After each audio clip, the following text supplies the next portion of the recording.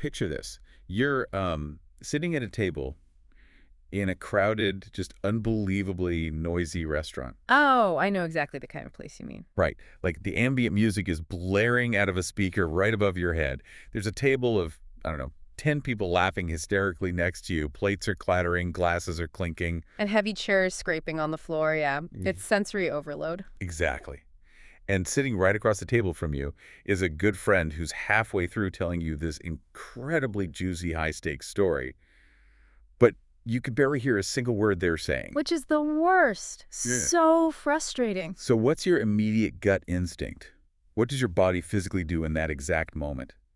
If you're like, well, almost every human being on the planet, you lean forward, you scrunch up your face, and you just squeeze your eyes shut. It's true. It's such a deeply ingrained reflex, you know? You close your eyes to try and, force your ears to work harder. Yeah, totally. You're essentially trying to shut out the overwhelming visual chaos of the room so you can mentally isolate that one single audio frequency you actually care about your friend's voice. It feels completely intuitive. It's almost an automatic biological response, like pulling your hand away from a hot stove. But as it turns out, that instinct, it's completely 100% wrong. It really is. And that's the mission of our deep dive today. We've got this fascinating new acoustic study that was highlighted in an article from Psychology Today, and we're going to explore exactly why our brains trick us into doing this and, what we should actually be doing instead. Yeah, the sources we're unpacking today really dismantle a lot of our basic assumptions about how human perception works. We're primarily looking at an article that breaks down some very recent research out of the Journal of the Acoustical Society of America. Right, the one from the team at Shanghai Jiao Tong University. Exactly. And to really give this some necessary context, we're pairing that with a foundational 2020 study from the University of Lübeck that anchors the biological side of things. Okay, let's unpack this. We've established the myth that closing our eyes somehow, funnels all our extra brain power into our ears to help us hear. Right. So let's look at exactly how the researchers over in Shanghai went about proving that wrong. Because the methodology they used to test this is actually pretty wild and honestly kind of funny to picture. Oh, the experimental design is fantastic. The team, led by researcher Yu Wang, essentially wanted to test the absolute limits of human hearing. They wanted to know how well people could detect highly specific sounds against a continuous, frustrating backdrop of white noise. So they brought participants into a lab, put heavy-duty headphones on them, and had them listen to a very specific mix of audio cues. And the list of sounds they chose is so bizarrely specific. Like they had the participants listening for birds chirping, trains rolling by, drum beats, computer keyboards clicking, and this is my personal favorite, canoe paddle. I know it sounds random, but a canoe paddle splashing in the water actually has a very distinct acoustic signature. Wait, really? Yeah. It's a complex, transient sound with a lot of low-frequency water movement and a sharp initial slap. It's notoriously hard to pick out if there's any background masking noise. Wow. I just love the mental image of someone sitting in a sterile laboratory, intensely sweating, trying to pick out the subtle splash of a canoe paddle over a blast of static. It's a great image. But the core task was that the participants had to keep turning down the volume of these specific sounds, the birds, the drums, whatever, until the sound was just barely audible over the background noise. They were hunting for the absolute threshold of hearing. Right, that moment where a sound goes from a whisper to completely invisible. And while the participants were riding that razor's edge, the researchers altered the visual environment across 4 completely different conditions. Okay, we'll leave them out for us. First, they had participants perform the task with their eyes completely closed, standard instinct. Second, they had their eyes open, but they were just staring at a blank, featureless screen. Like just a gray box. Exactly, totally boring. Third, their eyes were open, and they were looking at a static photograph that was relevant to the sound they were trying to hear. So maybe a picture of a mechanical keyboard if they were listening for typing. Okay, that makes sense. And finally, the fourth condition, their eyes were open, and they were watching a dynamic, high-definition video that perfectly matched the sound being played. And the results here are just a massive reality check for anyone who's ever squeezed their eyes shut at a loud cocktail party. Because the absolute worst performance out of all 4 conditions. Yep. The time they struggled the most to pick out the hidden sounds, it was when their eyes were closed. But the moment they opened their eyes, even when they were just staring at that totally blank, boring screen, their hearing instantly improved. It's wild. The data showed they could suddenly discern sounds that were an average of 1.32 decibels quieter than when their eyes were shut. Now, to a layperson, 1.32 decibels might not sound like a massive leap. But in acoustic terms, when you're operating at the very extreme edge of your hearing threshold, that's a highly significant physiological margin. Like it actually makes a difference. Oh, absolutely. It's literally the difference between your brain registering a faint whisper and registering absolutely nothing at all. But, the data didn't start there. Right. When the researchers introduced the relevant static photograph, the participants' performance jumped again. They could now pick out sounds at volumes 2.92 decibels lower. And then comes the grand finale, the sound match video. When they were actively watching a video of the specific object making the noise, the threshold dropped by a massive 4.3 decibel. Which is huge. They were detecting sounds that were practically acoustic ghosts compared to the relatively loud volumes they needed when their eyes were closed. It's a dramatic, undeniable improvement. And the core takeaway from Yu Huang and the team is that actively removing visual distraction doesn't sharpen your hearing at all. It actively impairs your ability to detect subtle auditory cues. I'm trying to map this onto something we deal with every day. It's kind of like thinking that putting your phone on Do Not Disturb will automatically make your Wi-Fi run faster, but you've actually just turned off the screen. Oh, that's a great analogy. You thought you were fixing the environment, but Yeah. you just broke the whole system. But I'm struggling with this a little bit, though. Right. I have to push back on the idea of just leaving your eyes open in a chaotic environment. Okay, go for it. If I keep my eyes open in that noisy restaurant we talked about, my brain is actively processing waiters rushing by with trays, neon signs blinking in the window, someone dropping a fork 3 tables over. Isn't that just dumping a massive cognitive load onto my brain? It seems like it would, yeah. Doesn't opening your eyes invite more distractions into the brain? Your pushback makes perfect intuitive sense. It's the exact logical trap we all fall into, and it's really what makes this deep dive so illuminating. To understand why your instinct feels right but is scientifically backwards, we have to transition from what is happening to why it's happening deep inside the brain. Okay, let's get into the brain mechanics. Right. So the Shanghai researchers didn't just test hearing thresholds with a volume knob. They actually hooked the participants up to an EEG, an electroencephalogram.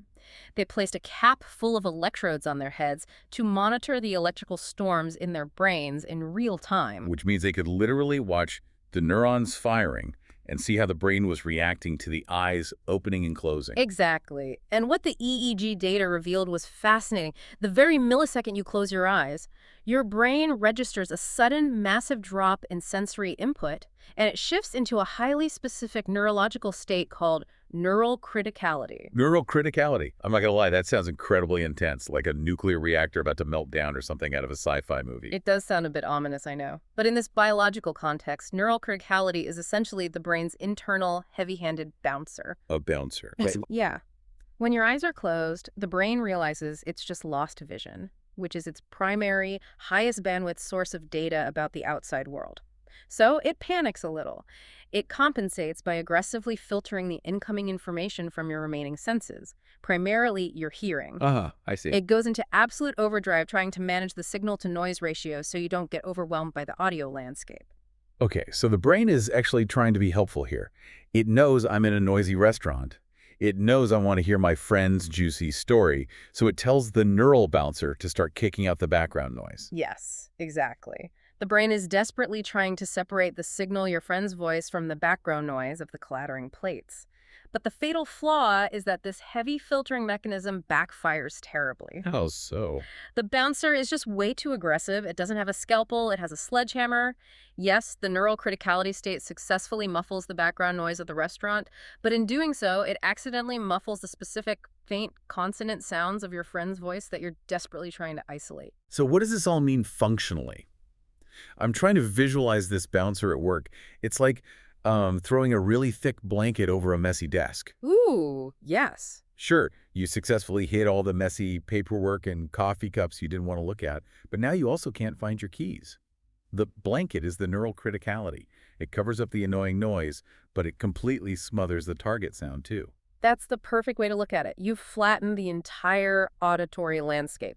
By shutting your eyelids, you've triggered a biological noise gate that is simply too blunt, too primitive to differentiate between the clinking water glass you want to ignore and the specific inflection of your friend's voice. But wait, if the bouncer's throwing a thick blanket over everything the second I close my eyes, how does keeping my eyes open actively fix the audio problem? Does vision just automatically override that auditory filter? Well, it changes the context entirely. Because in that fourth condition where they watched the video of the canoe paddle, their hearing got a massive 4.30 decibels better. Why do we so desperately need that visual context? This is the pivot point where we have to fundamentally rethink how human perception actually works. If we connect this to the bigger picture, hearing isn't just about your ears catching invisible sound waves in the air and sending them down a nerve to the brain like a simple microphone cable. It's not just a physical recording. Not at all. Hearing is an intensely complex, multi-sensory decoding process. Your brain isn't a collection of separate tools, it's a real-time synthesizer. It's constantly taking in data from all your senses simultaneously and cross-referencing them against each other to build a unified, accurate picture of reality. So the visual information from my eyes is essentially acting like real-time subtitles for the audio coming into my ears. That is a phenomenal way to put it, subtitles for your ears. Seeing a dynamic video, or in the real world, seeing a person's face animate, provides incredibly crucial split-second clues about exactly where a sound is coming from or what is making it. That makes total sense. Think back to our restaurant scenario. The ambient music, the high-pitched clinking of silverware, the scraping of chairs, all of these things overlap and obscure the specific audio frequencies of human speech. Right. But if your eyes are open and you're watching your friend's mouth move, your visual cortex is talking directly to your auditory cortex. Your brain uses that visual data to literally predict and fill in the auditory gaps before you even consciously realize you missed a syllable. Here's where it gets really interesting because the source material explicitly connects this neurological quirk to how the deaf and hard of hearing communities operate every single day. Yes, it's a huge point. The article points out that this multisensory decoding is exactly why hearing loss advocacy groups strongly recommend that you face forward, stay in good lighting, and keep your mouth completely uncovered when you're speaking to someone with partial hearing loss. It's a critical real-world application. And we aren't just talking about formal, trained lip reading here. Even for people with perfectly healthy, normal hearing, the brain subconsciously tracks the shape of the lips, the subtle movement of the jaw, and the exact timing of the syllables to mathematically confirm what the ear is struggling to process. It's checking its work. Exactly. The visual cortex primes the auditory cortex to expect a P sound or an S sound based on lip shape. When you cover your mouth or when you close your own eyes, you are abruptly severing a critical data stream that your brain heavily relies on to process speech in challenging environments. It's so wild to realize that our senses aren't these isolated silos operating independently. My ears aren't just doing their own thing in the dark while my eyes watch a silent movie. Nope, they're constantly talking to each other. They're a highly collaborative team. My eyes are literally, physically helping my ears hear better by feeding the brain the structural context it needs to assemble the acoustic puzzle. It's a beautifully elegant evolutionary system. The visual input essentially taps the auditory cortex on the shoulder and says, hey, focus all your processing power right here at this exact millisecond because I can see the mouth making the shape of a word. It guides the ear through the noise. Okay, I'm fully buying the visual subtitle theory for a crowded room. If I need to cut through chaos, I need my eyes to help my ears aim. But I was reading through our sources, and there's a fascinating wrinkle here that I want to explore. Oh, the quiet room exception? Yeah. What if there is no chaos? What if I'm not at a busy restaurant? What if I'm, I don't know, lying in bed in a pitch black, dead silent house, trying to figure out if that faint scratching sound is a burglar or just a mouse on the wall? Right, a totally different environment. There's no visual context to gather anyway. Does closing your eyes help then, since there's no background noise to filter out? That is the exact crucial question researchers at the University of Lübeck set out to answer in their 2020 paper. They wanted to completely strip away the noisy, complex environment and find the absolute baseline of this phenomenon. So what do they do? Well, they put participants in a quiet, heavily controlled, soundproof room and gave them a completely different cognitive task. They played 2 alternating strings of spoken numbers from different speakers, and the participants had to selectively pay attention to just one of the number sequences. So no canoe paddles or fake train noises this time. Just a quiet room and a person trying to focus on spoken numbers. Well, what did the EEG data show when they closed their eyes in silence? Well, the brain scans showed something very expected at first glance. When the participants closed their eyes in the quiet room, the researchers observed a massive, statistically significant increase in alpha oscillations across their brains. Okay, let's translate that for the listener because alpha oscillation sounds like another sci-fi term.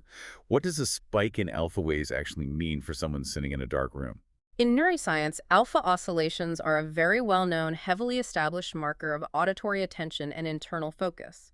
When those alpha waves spike on a monitor, it generally means the brain is highly engaged, shutting down visual processing and directing its available energy toward processing sound.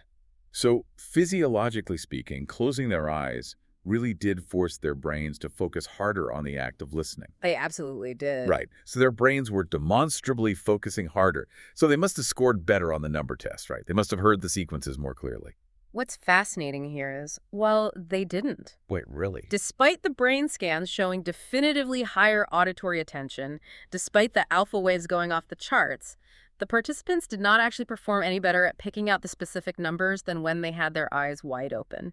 There is absolutely zero statistical improvement in their actual hearing performance. Wait, if their brain scans showed higher auditory attention, why didn't they hear better?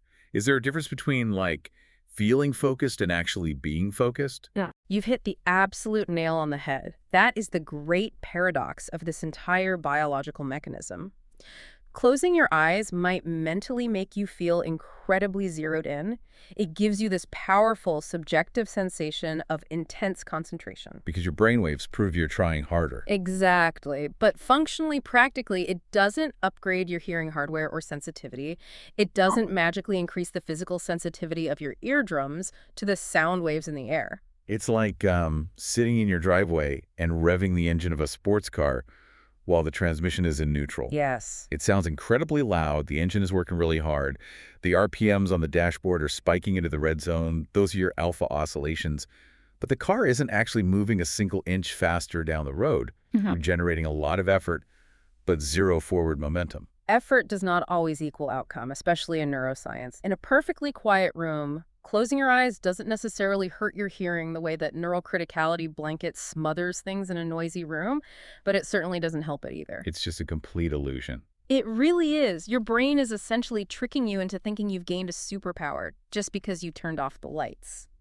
This is just completely changing how I think about the way we interact with the physical world.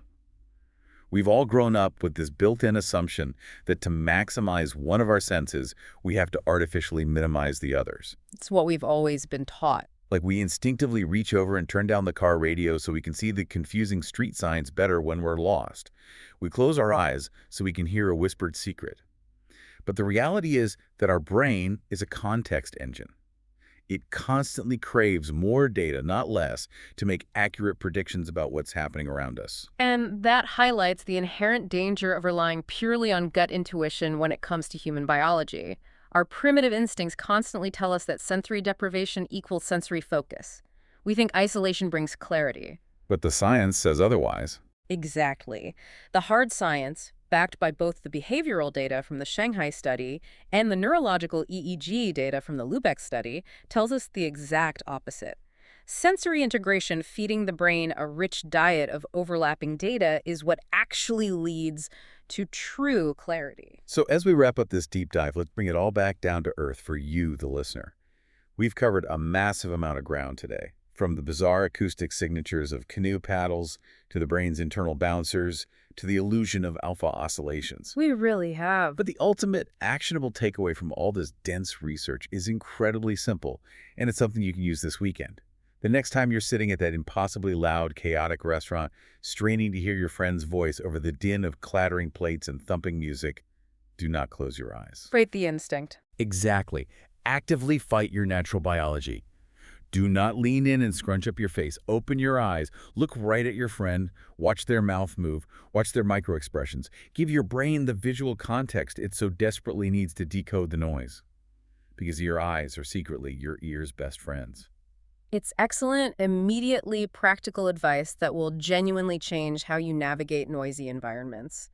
But, before we sign off, this entire conversation raises a really profound question, one that I think It's highly worth mulling over long after you finish listening. Oh, I love a good lingering question. Lay it on us. We've thoroughly established that closing our eyes shifts the brain into this aggressive state of neural criticality, where it heavily filters and smothers external sensory inputs, including the very sounds we might be trying to hear. Right, the overly aggressive bouncer. Exactly. But human evolution rarely makes glaring mistakes on this scale. If this dampening mechanism is so spectacularly bad at helping us process the outside world, why do we have it? Huh. That's a great point. Could it be that this heavy filtering system was never actually designed to help us tune into our external physical environment at all? Perhaps shutting our eyes isn't a glitch in our hearing system. Perhaps it's actually the brain's built-in switch for deep inward reflection. Oh, wow. By actively muting the chaotic, physical world outside, the brain purposefully creates a protected, silent space for memory retrieval, for imagination, and for complex, abstract thought. So maybe the next time you close your eyes in a crowded room, your brain isn't failing to hear the person sitting across the table. It's just finally allowing you to hear yourself think.